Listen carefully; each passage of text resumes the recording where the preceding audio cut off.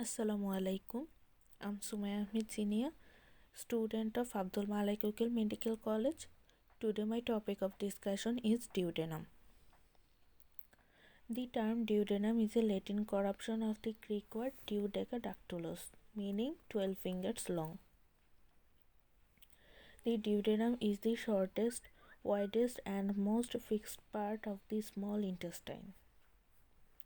It extends from the pylorus to duodenojejunal flexure. The duodenum lies opposite first, second and third lumbar vertebra.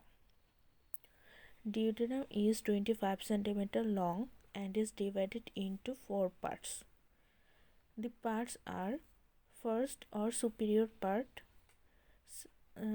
second or descending part, third or horizontal part, fourth or ascending part. The first part is about 2 inches long, second part 3 inches, third 4 inches and fourth part is about 1 inch long. The duodenum is mostly retroperitoneal and fixed, except at its two ends where it is suspended by folds of peritoneum and is therefore mobile.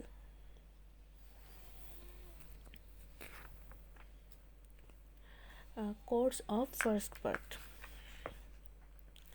The first part begins at the pylorus and passes backwards, upwards and to the right to meet the second part at the superior duodenal flexure.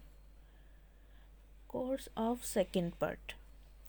The part begins at the superior duodenal flexure, passes downwards to reach the lower border of the third lumbar vertebra, where it curves toward the left at the inferior duodenal flexure to become continuous with the third part. Courses of third part. This part is about 10 cm long. It begins at the inferior duodenal flexure on the right side of the lower border of the third lumbar vertebra. It passes almost horizontally and slightly upwards in front of the inferior vena cava and ends by the joining the fourth part in front of the abdominal aorta. Courses of fourth part. This part is 2.5 cm long. It runs upwards on or immediately to the left of the aorta, up to the upper border of the second lumbar vertebra, where it turns forwards to become continuous with the jejunum at the duodenojejunal flexure. Now, arterial supply of duodenum. The duodenum develops partly from the foregut and partly from the midgut. The opening of the bile duct into the second part of the duodenum represents the junction of the foregut and the midgut.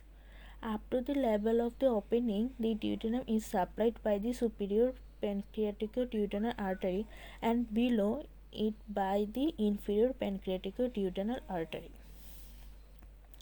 The first part of the duodenum receives additional supply from the right gastric artery, the supraduodenal artery of Wilkie, which is usually a branch of the common hepatic artery, the retroduodenal branch of the gastroduodenal artery, some branches from the right gastroepiploic artery. Now, venous drainage of duodenum. The veins of the duodenum drain into the splenic, superior mesenteric and portal veins. Nerve supply. Sympathetic nerves from thoracic 9th and 10th spinal segments and parasympathetic nerves from the vagus pass through the celiac plexus and reach the duodenum along its arteries. Here is the end of today's discussion. Thanks everyone.